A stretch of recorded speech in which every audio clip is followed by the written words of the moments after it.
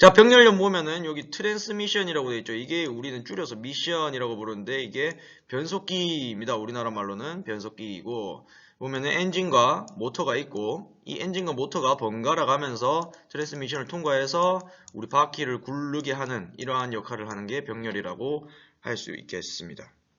좋았어. 딱 나오죠. 바로 병렬이라고 알 수 있겠죠. 이렇게 딱 바퀴를 구동하는 역할을 한다. 여기 지금 네, 넘어갑시다. 자, 엔진 모터 사용은 언제? 엔진 모터 사용 초기 시동 시 엔진 모터 사용이라고 되어 있는데 병렬도 이제 소프트 타입이랑 하드 타입으로 나눠져 있습니다. 그건 뒤에 가서 알아볼 거고 일단 병렬 자체의 특징이 뭐냐면은 시동 시 자, 여러분 그것만 생각하면 돼.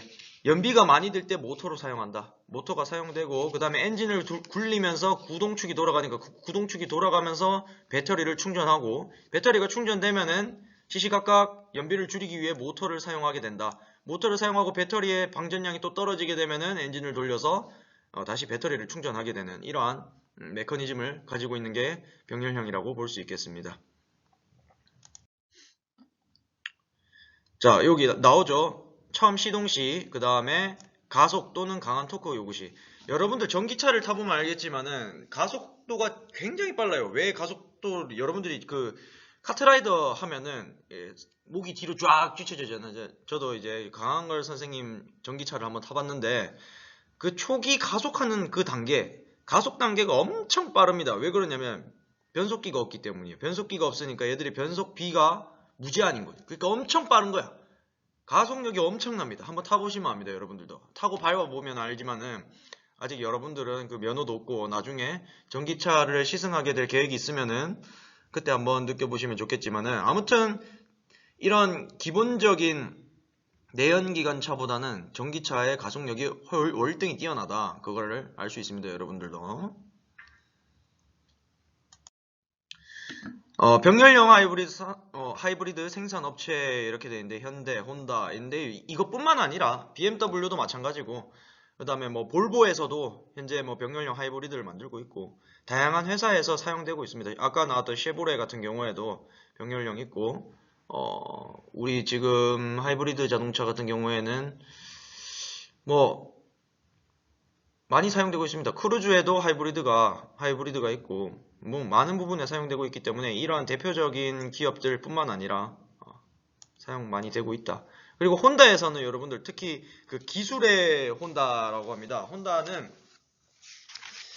직병렬 대신에 그 병렬을 사용하는데 혼다 같은 경우에는 이제 그 나중에 또 나오겠지만은 그 클러치 팩이라는 것을 사용해서 이제 CVT를 이용해서 차를 굴리는데 그 다른 하이브리드에 비해서 주행 느낌이 좋다.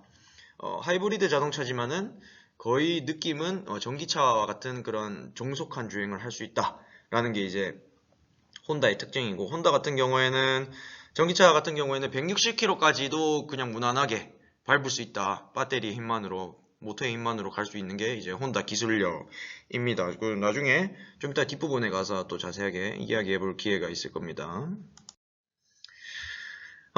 병렬형 하이브리드 같은 경우에는 작은 모터라는데 이게 작은 모터가 사실상 작은 모터라기보다는 그 직렬에 비해서 작다 이런 뜻입니다. 직렬에 비해서 작다. 뭐 당연히 크죠. 당연히 큰데 직렬에 비해서 작다. 자, 지금 그림에서 보면 밑에 그림에 보면 오른쪽에 보이는 게 직렬. 지금 쌤 얼굴 때문에 안 보이죠? 좀 안 보이는데 그래도 딱 봐도 요 크다. 딱 봐도 작다. 뭐가 더 크고 작냐에 대해서 비교를 해보면은 충분히 이 모터의 부피가 줄어 있다. 왜 그러냐면은 여기 지금 보면은 하나로 결합되어 있기 때문에 이런 식으로 되고 얘는 독립된 개체이기 때문에 직렬형 같은 경우에는 독립된 개체이기 때문에 이 모터가 바로 구동축의 역할을 하기 때문에 그만큼 큰 힘을 전달해야 하므로 크기가 커진다라고 이해를 하시면 됩니다. 그래서 병렬형은 작은 모터를 사용한다. 그리고 기존 내연기관 엔진에서 모터를 보조해서 설치한다. 그러니까 모터는 보조의 역할. 직렬에서는 메인 DC, 병렬에서는 보조자, 어시스트 그렇다고 하면 됩니다. 자, 변속기 사용 가능. 자, 변속기 사용 가능 봅시다. 변속기와 직결되기 때문에 여기 보면은 지금 변속기가 바로 달려 있는 거예요. 여기 지금 변속기, 모터와 변속기가 같이 달려 있어. 모터와 변속기가 같이 달려있다. 그래서 바로 직결해 있기 때문에 작은 모터의 힘으로 큰 힘을 전달할 수 있다. 우리 변속기가 뭡니까? 변속기 안에 수많은 기어들이 있고 어떤 기어비에 따라서 만드는 힘이 달라진다. 아니 어떤 경우에 자전거 기어를 생각하면 되겠죠. 그래서 만약에 앞에 우리가 자전거 밟을 때 작은 힘을 낸다. 그러면 앞에 있는 그 원판이 작은 원판을 써야 되고 뒤에 있는 원판은 큰 원판을 써야 되죠. 자전거 여러분도 변속해 보시면 바로 알 수 있습니다. 작은 힘으로 큰 힘을 낼 수 있기 때문에 오르막길도 올라가는 거고, 뭐 내려막길에서는 어떻게 되겠어? 내려막길에서는 자동으로 이 탄력 주행이 되기 때문에 큰 앞에는 내가 밟는 거에는 큰 바퀴를 통해서 큰 힘을 내고 내려막에서는 더 가속을 할 수 있게 된다 이 말이야. 그러니까 이런 변속기들의 특징을 잘 살려서 이제 병렬형 하이브리드의 장점이 있겠습니다. 장점이 있으면 그 다음에는 뭐가 있겠어? 장점이 있으면 단점이 있어야 되는데 장점이 여러 가지가 또 나오네요. 자 봅시다. 배터리의 크기가 작아도 된다. 사실상 지금 하이브리드 같은 경우에는 전기차로 가기 위한 어떤 배터리의 성능에 따라서 좀 많이 변화하고 있는 바가 있습니다.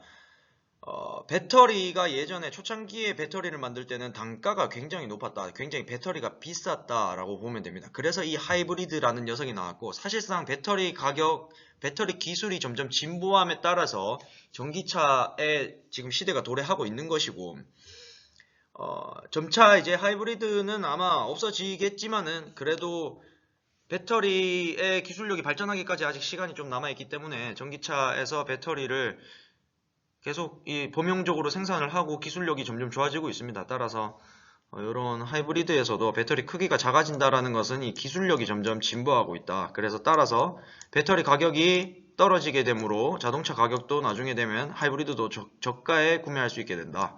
뭐 이렇게 생각하시면 되겠습니다. 자, 그 다음에 중요한 게 환경가스, 배기가스에 관련된 문제인데 이 부분은 선생님이 1학기 때 그 냉방장치 할 때 그 냉매 파트에서 굉장히 많이 말씀드렸던 부분이죠. GSW라 해서 세계 온난화 지수 뭐 이런 것들 그 다음에 이러한 배출가스가 되게 강화된 데가 이제 유럽이라고 할 수 있죠. 그래서 유럽 기준으로 되게 많은 자동차 회사들이 민감하게 사용되고 있다. 지금 보면은 이런 배출가스 규제 때문에 서울 같은 경우에는 공공기관이나 뭐 이런 데서는 오브제 실시하고 있죠. 뒤에 번호에 따라서 출근할 수 있는 날 없는 날을 정해서 자동차를 못 타는 날도 만들고 있습니다. 하지만 하이브리드는 친환경적이니까 거기서 이제 좀 배제해 주겠다. 전기차 같은 경우에도 너희는 오브제 할 필요 없어. 왜? 배출가스가 그만큼 적으니까. 근데 지금 여러분들이 생각을 좀 하셔야 될 게 과연 이 반대쪽에서 이것도 생각을 해봐야 됩니다. 배출가스 같은 경우에는 여러분들이 전기차와 내연기관을 비교하면은 자동차의 관점에서 비교했을 때는 굉장히 당연히 하이브리드나 전기차 그 다음에 수소연료차 같은 경우가 굉장히 환경에 좋다, 친환경적이다 라고 할 수 있는데 문제는 그 전기를 생산했을 때의 관점에서 봐야겠죠. 전기를 생산했을 때 그 전기 생산했을 때 열병합 발전소에서 나오는 그런 문제점들 그 다음에 전기차를 충전하면서 발생되는 어떤 그런 전기가 송신되면서 생기는 어떤 그런 누전성들 그런 것들을 판단했을 때 과연 전기차가 과연 친환경적인가? 하이브리드는 당연히 자가 발전을 하니까 하지만 하이브리드는 화석연료도 뗀다는 점 그래서 과연 화석연료의 관점에서의 친환경적일 것이냐 아니면은 전기차의 관점에서 친환경적일 것이냐에 대해서는 여러분들도 한번 생각을 해보면은 유튜브에도 다양한 그런 의견들이 있으니까 여러분들이 지금 이런 집에서 이렇게 시간적 여유가 좀 있을 때 자가 학습을 할 때 자기 주도적으로 그런 부분에 대해서 찾아보고 공부를 좀 하면은 좀 더 생각 있는 이런 정비사가 되지 않을까. 고객들한테 설명할 때도 어떤 지식의 폭이 달라지겠죠. 그러니까 여러분들 나중에 사업을 차릴 수도 있는 부분이고 아니면은 어떤 정비소에 취업을 할 수도 있는 부분인데 이 취업을 했을 때 그 상대방 어떤 고객들에게 설명을 할 때 되게 프로페셔널해 보일 수 있고 자신의 어떤 그런 기반적인 지식이 될 수 있다는 점 이러한 지금 상황을 생각해보고 고민해보고 그리고 나중에는 여러분들이 개발자가 될 수도 있는 부분이니까 그런 부분에서는 여러분들이 스스로 한번 공부를 해보시면 여러분들의 사고력 신장에 되게 좋다라고 말씀드리고 싶네요. 자, 계속해서 병렬형 하이브리드의 단점이 나옵니다. 이때까지 장점을 살펴봤어요. 장점은 뭐가 있었죠? 자, 다시 복습하는 시간을 가져봅시다. 장점, 직렬에 비해서 모터의 크기가 작다. 배터리 크기가 작아도 된다. 그 다음에 어떤 게 있었죠 또? 직렬에 비해서 뭐 변속이 가능한 부분, 그 다음에 배터리 크기라든지 환경 규제에 대해서도 굉장히 좋다. 그리고 직렬은 기본적으로 연비 같은 부분에서도 병렬이 훨씬 더 유리한 부분이 좀 있습니다. 그렇기 때문에 그런 부분에 대해서 여러분들도 꼭 복습해보고 앞에 장점을 정리를 해놓고 단점이랑 같이 한번 봅시다. 단점 보면은 엔진의 모터의 협조 제어 기술력에 따른 운전 시 이질감 발생. 이게 무슨 말이냐면은 전기차로 주행하고 있다가 갑자기 엔진이 스타트가 된단 말이에요. 엔진이 이제 엔진의 그 모터의 배터리가 점점 줄어들게 되면은 엔진이 갑자기 또 밟히게 되면서 주행 중에 갑자기 엔진이 구동이 된다고요. 그러면은 운전 시 이질감이 생긴다. 이질감이 뭐예요? 우리 이물질을 견디는 눈에 뭔가 들어가면은 눈꺼풀을 감았다 떴을 때 어떤 이질감이 생기잖아요. 그러한 이질감이라 생각하면 돼. 나는 계속 밟고 있었는데 밟는 감이 달라지는 거지. 그러니까 이 협조 제어 기술력에 따라서 여러분들이 되게 신경이 많이 쓰인다. 운전할 때는 편하고 운전자가 편하게 설계되어야 되는 게 자동차인데 하이브리드는 어떤 그런 중간중간에 이런 변화에 있어서 되게 이질감이 좀 발생을 한다라는 단점이 있다. 그 다음에 두 번째는 자 요런 플라이 휠 마운트